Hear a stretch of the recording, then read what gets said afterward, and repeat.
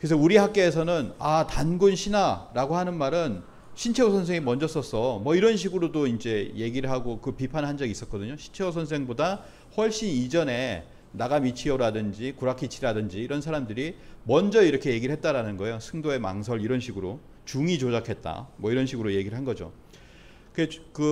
이만희 씨는 어떻게 이야기를 하냐면은 단군 신화는 북방 퉁구스 계통의 신화로 한민족, 특히 남쪽의 한민족과는 전혀 무관하다. 남쪽과는 무관하다라고 하는 얘기를 하는 거예요. 한민족 전체의 시조시는 존재하지 않는다라고 이렇게 이야기를 합니다. 그래서 한반도의 남쪽과 북쪽을 완전히 분단시키는 그런 역할을 한 거죠. 그래서 한반도 남부를 일본 열도와 하나의 신화권으로 묶으려고 한 것이었다. 그렇게 해서 결과가 어떻게 됩니까?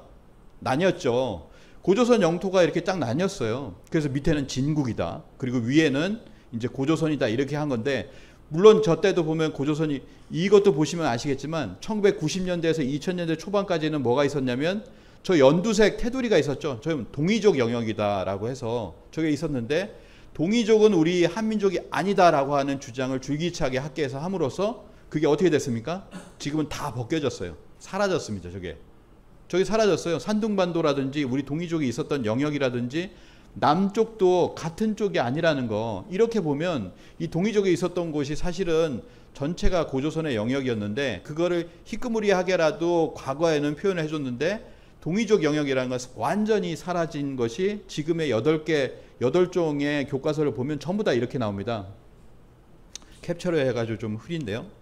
자, 이런 거죠. 그래서 한반도 남쪽은 단군 조선이 아니라 현재 고조선 지도. 현재 고조선 지도로는 보령이 단군 조선의 땅이 아니죠. 보령은 단군의 자손이 아닌 사람들. 한반도 남부가 전체가 다 그렇습니다. 여기 왔으니까 이렇게 얘기하는 거지만 우리들은 뭐냐면은 단군의 자손이 아니라는 거예요. 예로부터는 그렇게 들었는데, 어렸을 땐 그렇게 들었는데, 우리가 단군의 자손이 아니다. 그러면은 뭐 환웅의 자손도 아니고 한인의 자손도 아닌 게 되겠죠. 그렇게 돼버리는 겁니다. 이렇게 남쪽을 갖다 반으로 잘라놓은 것이 바로 이만희 시류의 그런 거에서부터 비롯했다라고 하는 것을 알 수가 있습니다. 그리고 또 하나는 뭐냐면, 이거를 반으로 자른 것을 우리는 입증하려고 했어요. 그래가지고 우리가 고조선의 대표 유물이라고 하면 뭡니까? 자, 보면 아시겠지만 여기 보면 이게 비파형, 빨간색이 비파형 동검이에요. 비파형 동검이 있는 쪽이면 전체가 고조선이라고 하는 것을 알 수가 있죠. 여기 뭐 남쪽에도 계속 나오니 비파형 동검은 큐슈까지도 다 나옵니다. 그리고 고인돌이 있습니다. 이 고인돌을 뭘로 했냐면은, 고인돌은 보령에 보면은 사실 북방식 고인돌도 있고 남방식 고인돌도 다 있잖아요. 보령에는 다 있습니다. 근데 뭐냐면 이 있는 것을 갖다가 없다라고 하면서 북방식 고인돌, 탁자식 고인돌이라고 해서 이 탁자식 고인돌이 있는 곳이 고조선이다. 이렇게 하는 거죠. 그러면 어떻게 되냐면 비파형 동검과 탁자형 고인돌의 교집합이 되는 곳, 요것이 이제 실제로 고조선이다라고 하는 것을 이야기하려고 하는 거예요. 근데 실제로는 탁자식 고인돌도 이쪽에도 있고 아래쪽도 있고 건너서도 있죠. 이제 이런 것들이 있습니다. 자, 그래서 뭐 고인돌의 영역은 지난번에 오셨던 이완영 총본부장님께서 이렇게 조사를 많이 하시고 고인돌 전문가신데 이렇게 얘기를 했죠. 고인돌은 이렇게 전 세계적으로 공통된 분모를 가지고 있고, 이 중에서도 우리나라에서 6만 개에서 4만 개가 있다라고 하는 것을 말씀을 해 주셨을 겁니다. 자, 그래서 탁자식 고인돌이라고 하는 것이 요게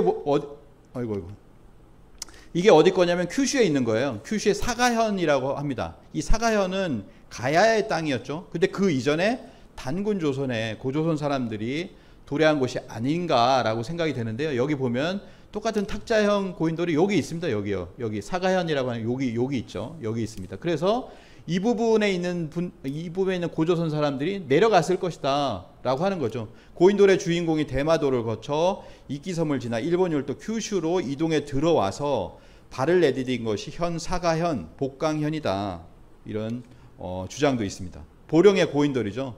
보령에 제 시간이 오늘 내려와서 PPT 정리하느라고 가보질 못했는데 정말 가보고 싶은 곳이 많았습니다. 근데 이제 박물관만 여기 붙어 있기 때문에 잠깐 이렇게 갔다 왔는데요. 보령에 이렇게 고인돌이 많잖아요. 이제 어딜 가나 이제 고인돌은 다 있더라고요. 근데 보령이 굉장히 유난히 많고, 그 다음에 뭐냐면은 이걸 보시면은 청동거울이죠. 다뉴세 문경이라고 합니다. 다뉴세 문경이라고 해서 이 다뉴세 문경들이 있는 곳들이 있잖아요. 이런 곳들, 청동거울이 있는 곳들. 자, 이런 곳들을 보시면은 이게 고조선의 어떤 영향권이라고 할까?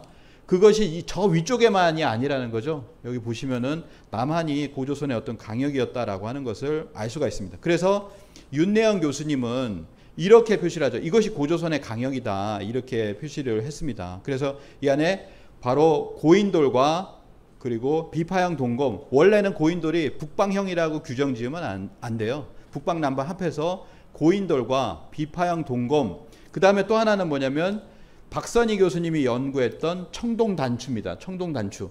고조선의 유물에 그 유물과 묘에는 다 들어가 있다는 청동단추. 그러니까 이거를 합해보면 청동단추가 있는 곳을 합하면 이게 똑같은 거예요. 그러니까 대표 유물이라고 하면 우리가 고인돌과 그 다음에 비파형 동검, 그 다음에 청동단추 이런 것을 얘기해야 된다라고 하는 거죠. 경주에도 있잖아요. 이것이 바로 이제 청동단추입니다. 그리고 또 하나는 뭐냐면 민문이 토기예요. 이 보령에도 관창리 유적에 보면 민문이 토기가 있잖아요. 무늬가 없는 토기죠. 민문이 토기인데 이것이 사실은 고조선의 대표 유물이라고 볼 수가 있음에도 불구하고 이 민문이 토기를 채택하지 않고 지금 교과서에서는 한 반쯤은 뭐냐면 이게 들어갑니다. 자, 민문이 토기가 들어가지 않고 이게 들어가죠. 이게 뭐죠? 미송리식 토기라고 합니다.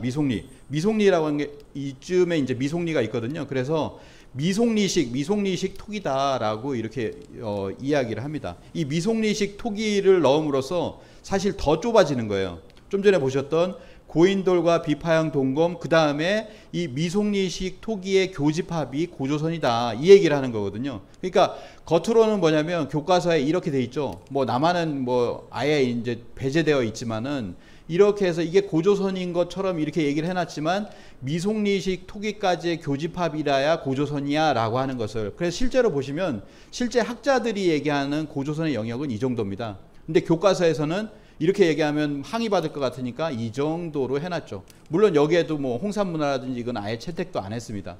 더 이제 적은 거죠. 근데 여기 미송리식 토기라는 걸 넣음으로 해가지고 더 그 강력을 교집합으로 만들어 놨다라고 하는 겁니다. 이 유물에 여기 써 있죠. 이 유물의 분포 범위가 곧 고조선의 영역이 된다라고 했는데 여기에 미송리식 토기가 대표 유물로서 들어가 있다라는 겁니다. 근데 이것이 아니라 민문이 토기가 들어가야 된다. 이제 교과서에는 그렇게 되어 있다라는 겁니다. 그렇게 해서 이렇게 만들면 어떻게 되느냐? 고조선이 멸망해서 한사군이 들어가잖아요. 고조선이 멸망해서 한나라가 쳐들어와서 여기서 이제 멸망을 하게 되니까 여기까지 한사군을 여기다 집어넣으려고 하니까 이게 고조선이 전체가 되면 여기는 들어가고 여기는 어떻게 됐지라고 하는 모순이 생깁니다. 그렇기 때문에 결국에 반을 갈라놓은 거죠. 그런 부분도 있고요. 또 하나는 뭐냐면 이쪽에는 임나일본부가 들어서야 된다라고 하는, 뒤로 갔을 때 여기 이제 사만이 소굴이 우글우글 하다가 결국엔 임나일본부가 들어선다라고 하는 그 논리가 들어가기 위해서는 단군조선은 반은 갈라야 했다라고 하는 것이죠. 그래서 이 단군조선 이후에 이렇게 됩니다. 단군 왕검을 신하시하게 되면은 그러면은 지금의 역사서로서는 쭉 내려가는 거죠. 기자도 없앴고요. 기자조선도 그럼 뭐 맞지 않으니까. 그래서 위만조선으로 들어가서 한나라에게 식민지로 이렇게 당하기 전에 그 설정으로서 이제 위만이 있는 거죠. 그렇게 해서 이렇게 이제 우리 역사가 줄어들게 된다라는 겁니다.